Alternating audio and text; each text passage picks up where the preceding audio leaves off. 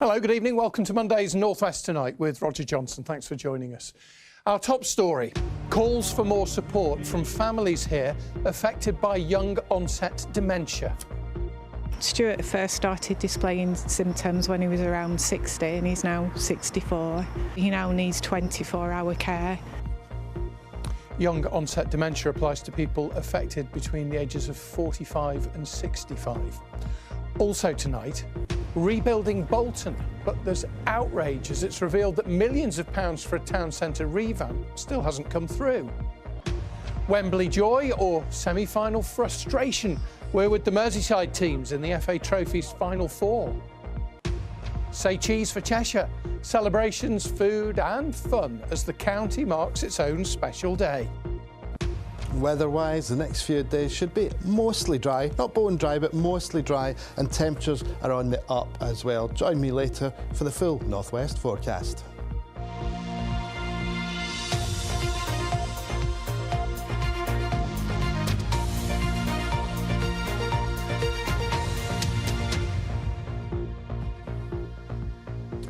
Dementia impacts thousands of families here, and increasingly it's not just affecting older people. According to the Alzheimer's Society, almost 5,000 people have young onset dementia. That's when it's diagnosed before the age of 65. Others aren't diagnosed because their symptoms overlap with other conditions. We're going to speak to the charity in a moment about the need for more help for families who are dealing with dementia. First, here's Mairead Smith.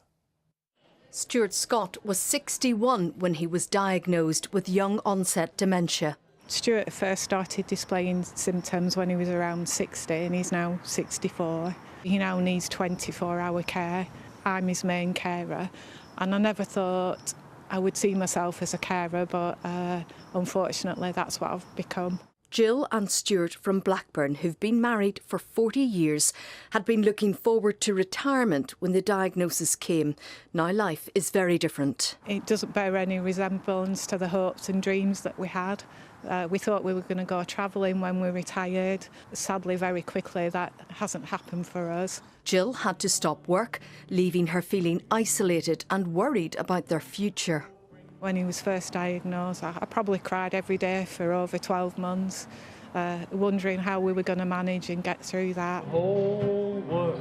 Coming here helps. Despite being non-verbal, Stuart can sometimes join in, but Jill says there's just not enough support. It's been exceedingly difficult to find activities that are suitable for Stuart, that he wants to engage in, and he wants to be with people his own age. Where was everyone in the 70s and 80s? 30 miles away in Southport, School. Helen set up a young onset support group 20 years ago. I think the main challenges we see are work-related issues, so people may still be in work and we might need to help them through that really, and they may also have some dependent children that are still at home, and it's offering support to them as a family. Helping people like Phil, who was diagnosed 4 years ago when he was 63. At the time it felt like a death sentence. My dad died from Alzheimer's, so I thought that I was going to go on a spiral, down to where my dad was when he was put in a home. Luckily enough, I feel a little bit different. I've put things in place so that I can handle life easier. And from there, I'm just happy where I am. I feel quite lucky. Do you find, given that you were diagnosed so young, that people just didn't believe that there was anything wrong? Yes, no one believed me. Even doctors, we sat there doing examinations. They say, "Have you got dementia?" I say, "Yes." Don't look it. Phil was just 55 when he was diagnosed. It just gets harder and harder. I say, coming here, it's helped me so much. It's still quite tough, but you're still finding out what's happening. You've got to look for a cure or some sort of, there's got to be something out there. Steve was 60 when he was told he had the disease. Back in Blackburn, Jill says young onset dementia is taking her husband when they should be in the prime of their lives.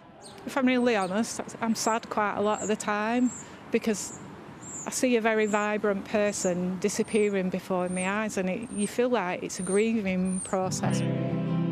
Mairead Smith, BBC North West Tonight. Let's talk to Rhys Richards, who is from the Alzheimer's Society and is here. Thank you for coming in. Thank you. It's traumatic at any age. Is it even more traumatic for somebody when they're given a diagnosis of this kind at the age of 45? Well, I mean, as you said, it's traumatic at any age. It's a difficult diagnosis to take, as you heard on that piece there. There's challenges when you're a bit younger. You're going to be working. You've probably got family to support. You might have dependent children. You could be a carer for elderly relatives yourself. So it becomes even more complex. People are working and may have to leave work early, so it has impacts on pension. Income is shorter. Then, if you've got a partner, they might have to leave work as well to care for you. So yes, it's very complex and very difficult. So what more needs to be put in place to help people? Well, I mean, as you saw there, there's support already there, but we need so much more of it. There's about 1 million people living with dementia in the UK. We estimate around 70,000 of them will have what we call young onset dementia. Here in the Northwest, there's about 5,000 people living with the disease that we know of, and many more that probably haven't got a diagnosis.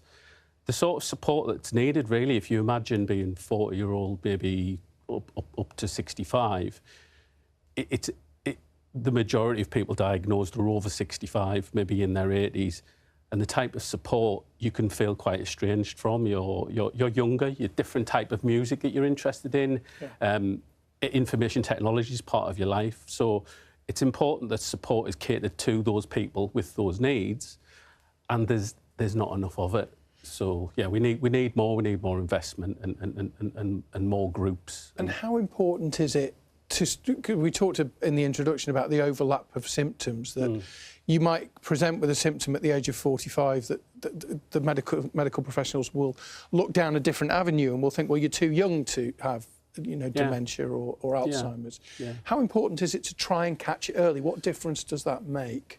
Well, it makes a huge difference. An early diagnosis means that you can get support earlier at the Alzheimer's Society. You could get a named worker that will be attached to you, and that dementia advisor or dementia navigator can really help you access the right support at the right time. And that's what's really important. The earlier you access support, the more that you can engage in peer support and groups, reduce that isolation. You can live well for longer with the illness. I'd urge people to look at the website, alzheimers.org.uk. I was just going to say, anyone watching this, briefly in 20 seconds, what's the advice to them now, if they might be worried? If you've got some worrying symptoms, things like maybe speech or coordination maybe has changed, you can log onto our website and there's a symptoms checker there. It takes about 3 minutes to do. It's 20 questions, and you can take that along to your GP, and it'll really just help facilitate a conversation with your GP. I mean, I'd urge anyone that might have some worries to go there. Thank you very much indeed for talking to us. Thanks for having me on. Rhys Richards from the Alzheimer's Society. Now, in other news tonight, a man has appeared in court after an explosion and fire which destroyed a bungalow at Hambleton in Lancashire on Friday. Darren Davis is accused of arson and being reckless as to whether life was put in danger. He was remanded in custody ahead of an appearance at Preston Crown Court next month. Human remains, which were found at a recycling centre in Hartlepool last year, could belong to a man from East Cheshire. Staff at the Tofts Farm Industrial Estate found the bones last March. Police say the recycling plant processed material from 4 areas, including East Cheshire, and investigations there are continuing. Diesel supplies have returned to the Isle of Man after the pumps ran dry over the weekend. One forecourt had warned that the price of diesel would go up by 50p a litre from today to £1.85. That's all, of course, because of the war in the Middle East. Some fuel stations have been limiting customers to a maximum purchase of £20, but as I said, supplies have now arrived. The former Manchester radio presenter James Stanage has died at the age of 76. James became known for his outspoken and often heated phone-in shows on Piccadilly Radio and Key 103.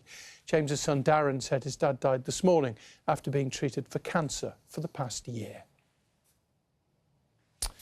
Right, still to come on this evening's North West Tonight.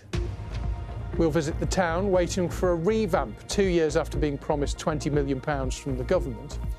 And Ian has all the weekend sport, including a sellout for Southport and Derby Day in the Women's Super League.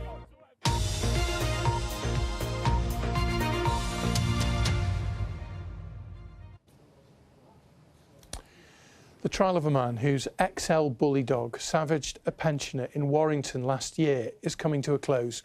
John McCall, who was 84, died a month after the attack in February 2025. Sean Garner denies being the owner of a dog which caused injury while dangerously out of control. Live to Phil Cunliffe, who's outside Liverpool Crown Court for us tonight. Phil, you've been following this course over the last few days and it is now nearing its end. Yes, it is, Roger. At some point tomorrow, the jury will be sent out to consider its verdict. Now, today, Judge Brian Cummings, KC, directed those jurors to find Sean Garner guilty if they believe that there was something he did on the day of the attack or something that he neglected to do that led to his pet being dangerously out of control. The court again was shown doorbell footage of the victim, a great-granddad, walking home in the dark along Bardsley Avenue from the pub around 6:30 in the evening, when, for unknown reasons, we don't know why, he enters Garner's driveway. Prosecuting barrister David Birrell says that the dog was loose, that's what he alleges, and attacked Mr McCall, inflicting terrible facial injuries. Now, neighbours tried to beat off the animal with sticks, but it was only when the police turned up and shot the animal 10 times that the attack ended. Tragically, Mr McCall died from his injuries in hospital nearly 5 weeks later. In his closing speech today, Mr Birrell alleged that Garner is a liar who knew that the male dog, called Toretto, was dangerous, that he hadn't fed it properly and had failed to secure an outside gate. After going to work around 2 hours earlier, he called Garner a selfish, reckless risk-taker who could not care less about other people. He pointed out too that Garner had told his landlady that he only had one dog when in fact he had 3, 2 of which were illegal XL bullies. Phil, what did the defence for Mr Garner say? So defending barrister Lloyd Morgan said that the defendant was innocent, that he'd taken every step possible to protect the public from the dog. He said that Sean Garner had secured the dog in a shed that day and that it must have been Mr McCall who somehow got onto his premises, got through a gate that had a chain around it, unlocked the padlock to the shed, releasing the animal, and was then attacked. The prosecution says that is a lie and that is ludicrous. It's up to the jury, of course, to decide who is right. Mr Morgan also defended Garner's character. He said that he loved dogs, having bred them, and said that he regularly looked after them, watering, feeding them, and that was that there had been no previous occasions when the dog had shown aggression. Phil, thank you very much. Phil Cunliffe. We will, of course, let you know what happens with the outcome of that case. We have reported about levelling up many times on this programme over the years. It's more than 2 years since Bolton was promised £20 million from the government for a makeover, but it's taken all that time just to sign a contract for the cash so the council can get on with actually doing the work, as Anna Jameson reports. With its stunning architecture and Victorian civic buildings, Bolton has become a favoured location for film directors, as seen here in the BBC TV series Happy Valley. But people we spoke to say the town centre's seen better days. It's a ghost town, isn't it? Rubbish. It is, actually. When you think of all the shops that was here, it's just unbelievable. Funnily enough, I've just messaged my boyfriend and told him it's shocking. It's gone really downhill. I feel like I don't want to come Bolton Town Centre no more. I got buried more. Bolton Council points to the success of events like the Food and Drink Festival and huge regeneration projects, with the precinct Crompton Place finally being demolished this summer. Well, I think we've had the idea of regenerating the town for quite some time now, but the whole thing seems to be drawn out and protracted, and these regeneration programmes really need to speed up. And getting its ducks in a row arguably shouldn't take so long. BBC North West has discovered that for nearly 2.5 years, there's been a mystery missing pot of money. Hi, how are you? Morning, I'm Rishi. Very nice to see you. Under the previous Tory government, authorities were invited to apply for £20 million of levelling up funding. After a first bid was rejected 4 years ago, it was then approved 18 months later. But 2.5 years on, a contract has only just been signed to get the money over the next 2 financial years. I bid for it when I was leader. It's outrageous that these things take so long. It should never take this long. It's more than 4 years and we've not been able to do a thing. We are massively over-centralised in this country. We've got to end that. It's not working. The government has now changed the way it hands out levelling up funding. and says this means councils like Bolton have greater control over how the money is spent to deliver real lasting benefit for local people, having already received over £57 million of grant funding for community hubs and local services. Well, it's scandalous. They should have taken an example from Bury. Said they're going to knock Crompton Place down. Bolton Council say that Crompton Place is going to be demolished in July, and we're entering an exciting new phase of regeneration. Oh, wait, well, let's see in 12 months what they've done, because, as I say, seeing's believing, touching's for real. And it looks like it will only be the real physical changes that will convince people otherwise. Anna Jameson, BBC North West Tonight in Bolton. Yeah, let's see. In 12 months' time. You can read more on that story on the BBC News website. Meanwhile, here are some of the other stories that people are reading online this evening from BBC News. And police say that no action will be taken after 9 people were arrested in an Oldham pub on suspicion of celebrating Adolf Hitler's birthday. It's alleged they had a cake decorated with a swastika. There are fears that children could get trapped on the 17 rocky groins which are planned for Blackpool Beach. Scientists say the famous sands need protection from erosion. And a Blackburn bird enthusiast wants the council to end its ban on feeding the town's pigeons. It was introduced 6 years ago to keep the town centre clean and tidy. You can find out more at bbc.co.uk/local news, or have a look on the BBC News app.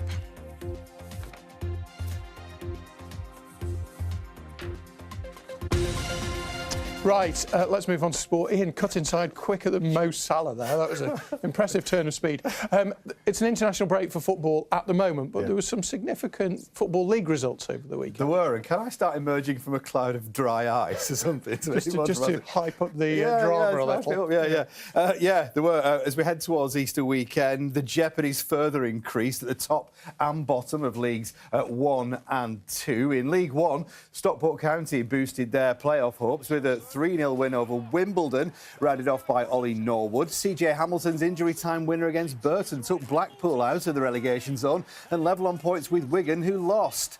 In League 2, Matt Butcher's brilliant goal gave Salford City victory over fellow automatic promotion contenders MK Dons. Crewe and Oldham remain in playoff contention, though it is the Alex who won 2-1 when they met on Saturday. And what a result for Barrow, off the bottom of the EFL after a comeback win at home to the leaders, Bromley.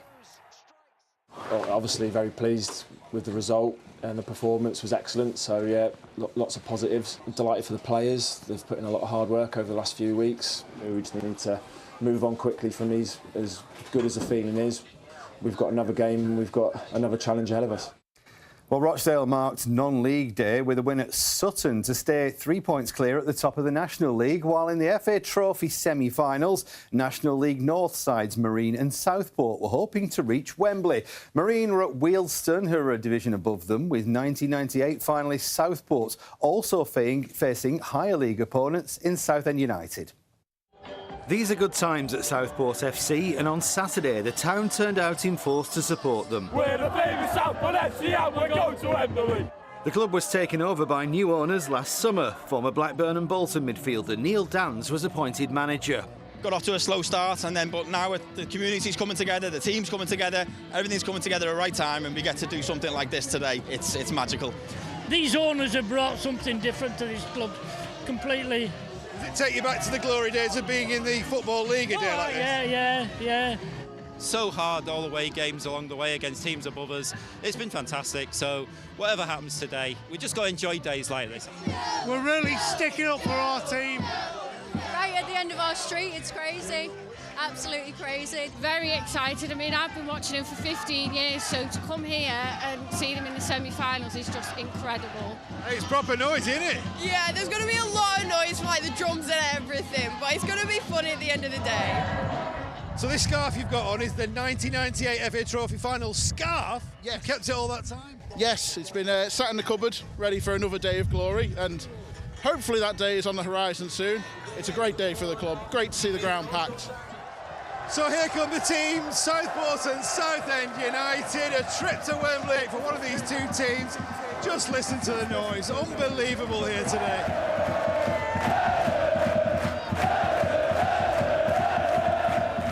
At the same time, fellow Merseysiders Marine in green were walking out for their semi-final at Wealdstone. Back at Southport, it was Southend who looked the most likely to score, but it was actually the home side who took the lead.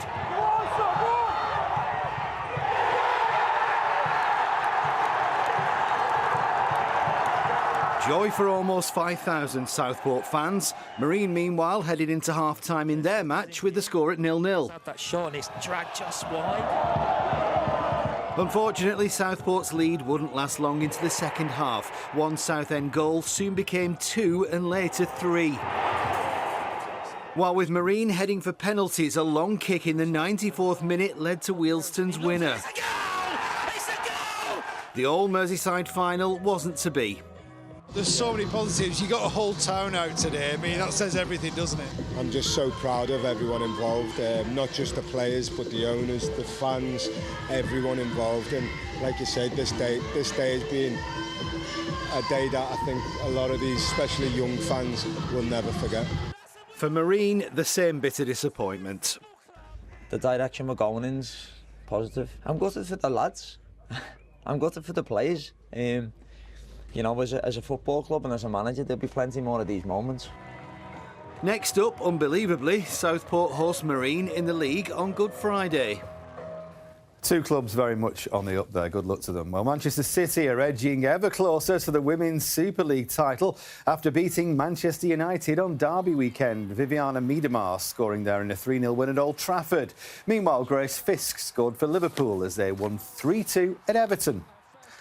Wigan Warriors and Warrington Wolves start this week having lost their unbeaten records in Super League. St Helens also lost on Friday, meaning that the Lee Leopards were the region's only weekend winners. They cut it fine, though, Gareth O'Brien kicking a winning drop goal at Toulouse in the first Golden Point game of the season.